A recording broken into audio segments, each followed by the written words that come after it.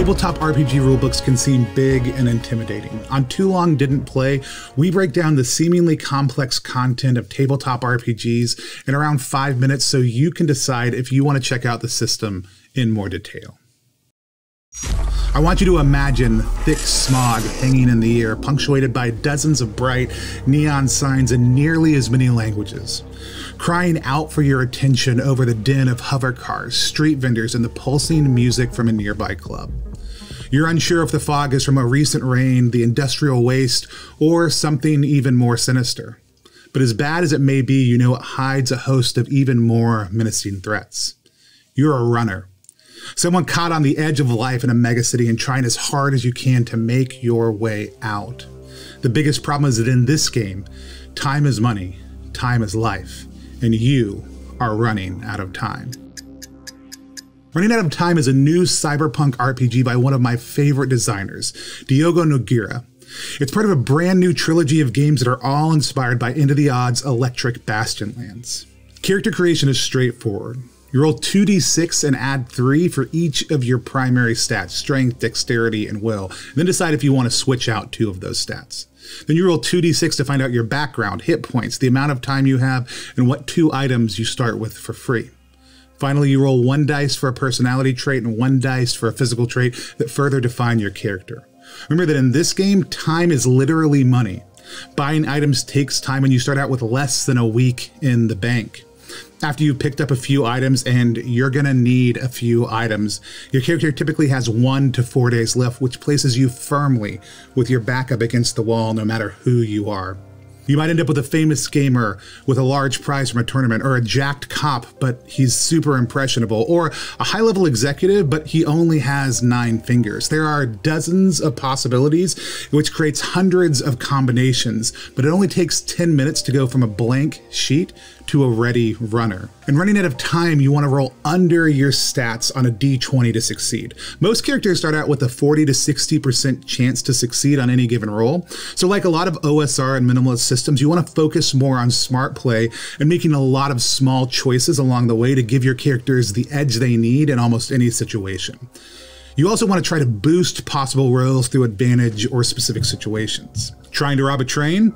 It's probably best not to break into the secure car until you have a good idea about what's on the other side of the doors, which our crew failed to do in our actual play with Diogo. Cyberpunk games should have a level of desperation, and they need mechanics that help match that.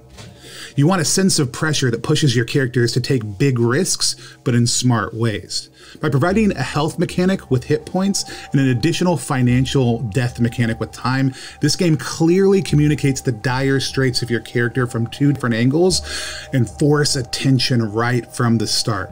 Combat is lethal, and once your meager hit points are gone, you must take saves to prevent critical damage from paralyzing or killing you.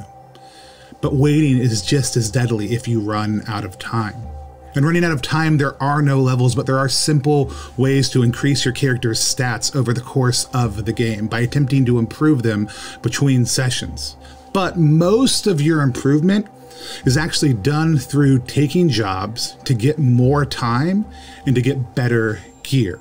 Something that I think Diogo does incredibly well in his systems, any one of them, is making the theme and game information mesh perfectly through good visual design. If you told me that you had a game that was mostly helpful tables, I typically wouldn't be too excited about it. But if you told me that Diogo or a handful of other designers are the ones who made those tables, I would want it immediately.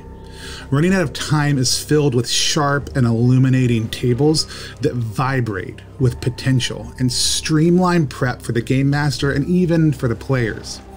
A few quick rolls can help you pull up a solid wireframe for your megacity, quickly launch a new NPC into the game, or create an exploit for your players in a matter of nanoseconds.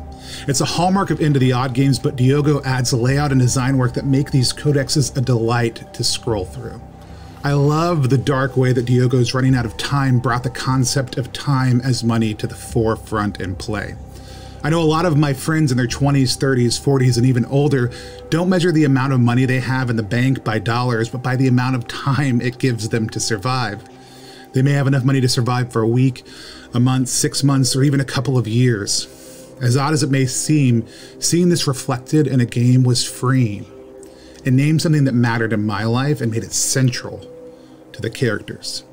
Cyberpunk is a setting I can never get enough of. After spending a decade living in Seattle, cyberpunk settings actually feel something like a homecoming. Anytime I have friends who want to do a cyberpunk one-shot or short arc, running out of time will be at the top of the list of my systems that I would love to run it in. Thanks for watching. I'm Tony Vasinda, Chief Alchemist at Plus One, where we multi-class in tabletop game design, beard and skincare alchemy, and the Bardic College of Content Creation. If you have thoughts about running out of time, or if there's a system that you want to know more about but don't have the time to learn, drop us a line in the comments below or at Plus One Exp on any social media platform. We'll also be giving away a copy of Diogo's trilogy of games coming soon, so follow us there. And remember, if you want more content like this, click that bell to enable the firewall around your notifications so you find out the next time we launch a hack.